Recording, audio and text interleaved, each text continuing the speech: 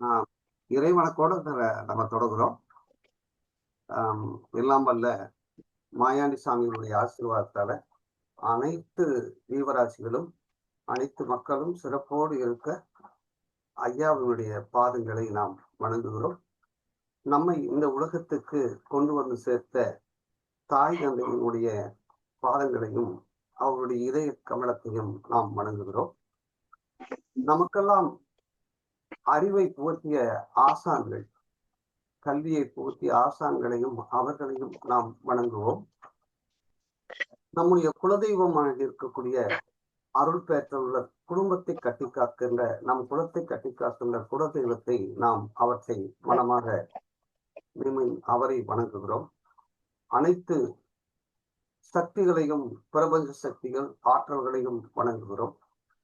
அருள் பேராற்றல் உடலிலே உயிரிலே அலையலையாய் பாய்வதை உணர்ந்துகிறோம். அனைவருக்கும் என் அன்பான வணக்கங்கள். வாழ்க வளமுடன், வாழ்க வையகம். வணக்கம். வந்தோடனே மைக்க நம்ம உள்ள நுழைஞ்சோன்னா நம்ம செய்ய வேண்டியது என்னன்னா மியூட் போட்டுறோம். அதான் நம்மளுடைய கடமை. யாருமே பேச வேண்டியதில்லை. பேசுறது என்னுடைய வேலை, கேட்கறது உங்களுடைய வேலை. எப்போது நாம் கேட்பதை சுருக்கி கொள்கிறோமோ, கேட்கறத அதிகப்படுத்திக்கிட்டு நம்ம பேசுறத சுருக்கி கொள்றோமோ, நம்ம பெரிய ஆளாயிருவோம். நம்ம எந்த அளவுக்கு நம்ம கிரகிக்கிறோமோ அந்த அளவுக்கு நம்ம அதிகமான சக்திகளை நாம் பெறுவோம். அதனால நம்ம பெரிய ஆள் ஆகணும் அப்படின்னா நம்ம லிசன், நம்ம கேட்கணும். அதாவது குரு நமக்கு தாய் தந்தையின் சொற்களை கேட்க வேண்டும், குருவினுடைய சொற்களையும் கேட்க வேண்டும். நம்ம ஏன் பிறந்த நாள் ஏன் கொண்டாடுகிறோம்? ஒரு வருஷத்தை ஏன் ஒரு வருஷமாக்கி பிறந்த நாளை ஏன் கொண்டாடுகிறோம்? ஒரு வருஷமா நம்ம ஒரு வருஷம்ங்கிற அந்த 12 மாசங்களை ஏன் பிறந்த நாளா, ஒரு வருஷம்னு ஏன் 12 நாளை கொண்டாடுறோம்? இந்த ஒரு வருஷம் முடிஞ்ச உடனே பிறந்த நாளை எப்போ கொண்டாடணும்? தமிழ் தேதியிலையா, நம்ம பிறந்த ஆங்கில தேதியா, தமிழ் தேதியா, நம்ம பிறந்த நட்சத்திரமா, நம்ம பிறந்த திதியா, கர்ணமா, யோகமா என்று பார்த்தால் நாம் எந்த நட்சத்திரத்தில் பிறந்திருக்கிறோமோ அதுதான் நம்முடைய பிறப்பு. நட்சத்திரம்தான் நம்மளை தீர்மானிக்கிறது. நட்சத்திரத்தை நாம் விட்டுவிடக்கூடாது. நாம் ஜென்ம நட்சத்திரம் எங்கே ஜென்மம் எடுத்திருக்கிறோமோ அந்த நட்சத்திரத்தை நாம் பேணி காத்து அந்த நட்சத்திரத்தினாலே நாம் குறித்துக் கொள்ள வேண்டும். ஒரு மனிதனுடைய இந்த உலகுக்கு வர்றோம் அப்படின்னா அவனுக்கு பிறப்பு அப்படின்னு அர்த்தம். நல்வினை தீவினைக்கேற்ற வர்த்தனை குல சம்பதாம் பதவி பூர்வ புண்ணியனாம் நிக்கீரே ஜனன பத்திரிகா. நாம் போன பிறவியில் என்ன செய்தோமோ அதனுடைய தொடர்ச்சியாகத்தான் நாம் இந்த பிறவியை எடுத்துக்கிறோம். அப்ப இந்த 12 மாதம் அப்படின்னு ஏன் கணக்கிட்டாங்க அப்படின்னா, நாம் உண்ணும் உணவானது நம் உடலில் போய் குடல்ல போய் அது அங்கே ஜூஸாக மாறி அது சத்தாக பிரிக்கப்பட்டு, கூழாக மாறி சத்தாக பிரிக்கப்பட்டு, குடலில் உள்ள உறிஞ்சிகள் வழியாக அதை எடுத்து ரத்தத்துக்கு செல்லுது. ரத்தத்திலிருந்து போய் அதை ஃபில்டர் பண்ணி எலும்புக்குள்ள இருக்கக்கூடிய மஜ்ஜைகளுக்குள்ள போகுது. அது மஜ்ஜையாக மாறுகிறது. அந்த மஜ்ஜை அப்படிங்கிற அந்த எலும்புல இருக்கக்கூடியதுல அந்த மஜ்ஜையிலிருந்து தான் உயிர் நாதம், அதாவது சுக்லம் துரோணிதம் என்பது அங்கே உற்பத்தி ஆகிறது. ஒரு உயிர் உருவாவதற்கு வேண்டிய சுக்கிலம் என்பது 2 மாதம் தேவைப்படுகிறது. அந்த 2 மாத சுக்குலத்தை தந்தை சுமக்கிறான். தந்தை 2 மாத சுக்குலத்தை சுமந்து பெண்ணின் கருவறைக்கு அதை நீராக அனுப்புகிறான், திரவமாக அனுப்புகிறான். அது உள்ளே சென்று 3 நாளில் அது கூழாக மாறுகிறது. 3 நாள்ல அது என்ன ஆகுது அப்படின்னா தைலமாக மாறுகிறது. 3 நாள்ல தைலமாக மாறுகிறது. 30 நாளில் அது பிண்டமாக மாறுகிறது. நல்லா கவனிச்சுக்கோங்க. 30 நாளில் அது பிண்டமாக மாறுகிறது. தந்தையினுடைய உடம்பிலே, தந்தையினுடைய உயிரிலே, உடம்பிலே 2 மாதம் சுமக்கிறான் தந்தை. 2 மாதம் முடிந்தவுடன் தாயினுடைய உடம்புக்குள் செலுத்துகிறான். அது 1 மாதத்திலே அது பிண்டமாக மாறுகிறது.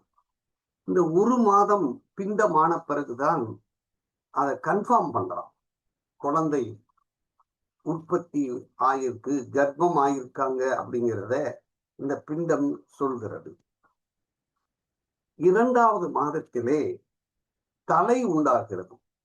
2வது மாதத்திலே தலை உண்டாகிறது. அதனால்தான் முதல் ராசி மேச ராசி தலை. 3வது மாதத்திலே வயிறு உண்டாகிறது. 3வது மாதத்திலே வயிறு உண்டாகிறது. 4வது மாதத்திலே பாதம் உண்டாகிறது. 5வது மாதத்திலே முதுகு உண்டாகிறது. முதுகு எலும்புகள் உண்டாகின்றன. 6வது மாதத்திலே ஜீவன் உண்டாகிறது. அந்த ஜீவன் உண்டான பிறகுதான், இந்த ஜீவன் உண்டான உடனே தான் கன்ஃபார்ம் பண்றான். 6 மாதம் ஆன உடனே ஒரு ஜீவன் உள்ள கான்டாக்ட் ஆகி 7வது மாதம்தான் கண், மூக்கு, வாயு என்ற உறுப்புகள் உருவாகின. அதனால இந்த 7வது மாதம் மிக முக்கியமான மாதமாக நம் முன்னோர்கள் அந்த தாய் கருவுற்ற பெண்ணுக்கு உசுராக இருப்பவளை, அவள் பார் 2 உசுர், 1 உசுராக இருந்தவள் உசுராக இந்த 7வது மாதத்திலே வருவதனால் உசுராகி விடுகிறாள். அதனால் அவருக்கு பிறந்த இடத்திலிருந்து வந்து அவளுக்கு அவள் ஒரு சடங்கு செய்து அவளை கன்ஃபார்ம் பண்றான். அப்ப 7வது மாதம்தான் உசுராகிறது. 8வது மாதம் சகல உறுப்புகளும் பூர்த்தி ஆகிறது. 8வது மாதம்தான் நம்முடைய சகல உறுப்புகளும் பூர்த்தி ஆகிறது. 9வது மாதம்தான் பூர்வ ஜென்ம நினைவு அவனுக்கு உண்டாகிறது. 9வது மாதம்தான் அந்த சிசுவுக்கு பூர்வ ஜென்மம் நினைவு உண்டாகிறது. 10வது மாதம் ஆனவுடனே அந்த குழந்தை 9வது மாதம் முடிஞ்சவுடனே 10வது மாதம் முடிஞ்சவுடனே மேல் நோக்கி இருந்த தலையானது அது அப்படியே திரும்பி கீழ் நோக்கி கர்ப்ப வாசலை நோக்கி அப்படியே திறக்குது, திரும்புது. திரும்ப உடனே கீழ் நோக்கி தலை வந்த உடனே 10 மாதம் முடிந்தவுடன் கீழ் நோக்கி வந்த உடனே தனஜெயன் என்ற வாய்வு அதை உந்தி தள்ளுகிறது. வாய்வு தச வாய்வுகள் நம் உடம்புல இருக்கிறது. அதிலே தனஜெயன் என்ற வாய்வுதான் அந்த குழந்தையை உந்தி வெளியிலே தள்ளி விடுகிறது. இது தள்ளி விட்டவுடனே இந்த குழந்தையானது இதுவரைக்கும் தாயினுடைய கருவறையிலே அங்கே இருந்து அது ஜீவித்த அந்த உடம்பானது தொப்புள் கொடியின் வழியாக ஜீவித்துக் கொண்டிருந்தது. அந்த தொப்புள் கொடியை நாம் கட் பண்ண உடனே அது தொப்புள் கொடியிலிருந்து வெளியே வந்து பிராணன் என்ற காற்றை அதாவது 10 வாயுகள் உண்டு. அந்த பிராணன் என்ற வாயுவை அது சுவாசிக்க ஆரம்பிக்கிறது. அந்த சுவாசம்தான் நட்சத்திரம், அந்த சுவாசம்தான் பிறப்பு, அந்த சுவாசம்தான் அந்த ஜீவன் இயங்க தொடங்குகிறது, நுரையீரல் இயங்க தொடங்குகிறது. இந்த 10 வாயுவும் நம் உடம்பிலே இருக்கிறது. அந்த 10 வாயுகளை பற்றி நாம் தெரிந்து கொள்ள வேண்டியது நம்முடைய கடமையாகும். நம் ஜீவன், நம்முடைய உடம்பானது எவ்வாறு 10 வாயுகளால் ஆனது அப்படின்னா, முதல் வாய்வு அவன் சுவாசம் எடுக்கிறது பிராணன். இந்த பிராண வாய்வுதான் அவன் உயிர் வாழ்வது.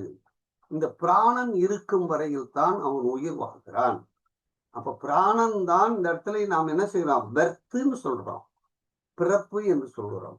இந்த பிராணம் என்பது இதயத்தில் இருந்து நாசி மூக்கு நேத்திரத்தின் வழியாக மேல் நோக்கி உஸ்வாசமாக ரேசகமாக சஞ்சரித்து பசி தாகங்களை உண்டாக்கும். பசி தாகங்களை உண்டாக்குறதே காரணம் இந்த பிராணன் தான். இந்த பிராணன் என்பது நம்முடைய நாசி துவாரத்தின் வழியாக உள்ளே போய் நாபியின் வழியில் நம்முடைய தொப்புள் வரை போய் அங்கே நுரையீரலை இயக்கச் செய்து அது வருவது ஓடிக்கொண்டே இருப்பதுதான் நாம் உயிர் வாழ்கிறோம்.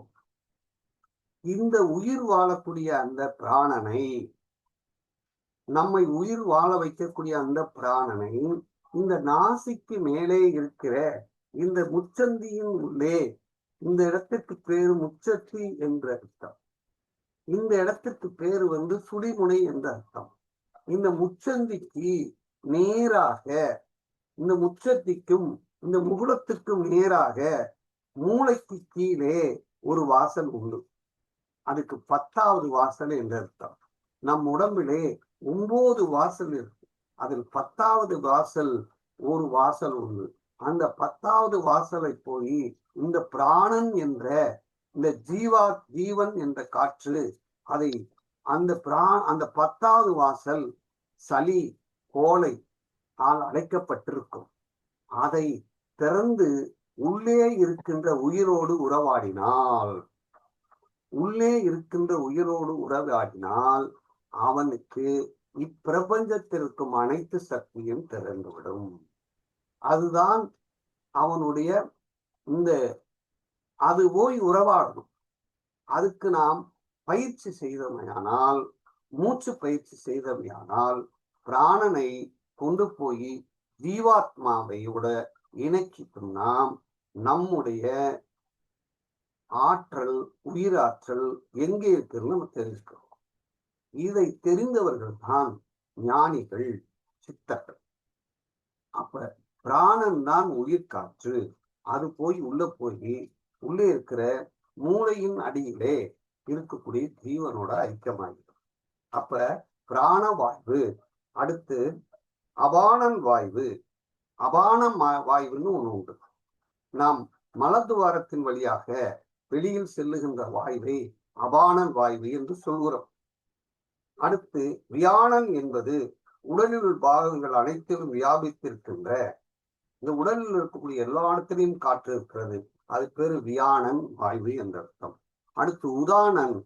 இது உதானன் என்பது நம் கண்டத்திலிருந்து அன்னத்தை விழுங்கி அது சாரத்தை நாடிகளுக்கு வியாபித்து எடுத்து செல்லுகிறது தான் இந்த உதானன் என்ற வாய்வு. அடுத்து சமானன் வாய்வு. இது ஒளிக்காற்று. உதானன் என்பது ஒளிக்காற்று, வியானன் என்பது தொழிற்காற்று, அபானன் என்பது மலக்காற்று, பிராணன் என்பது இதயத்தை இயக்கக்கூடிய காற்று.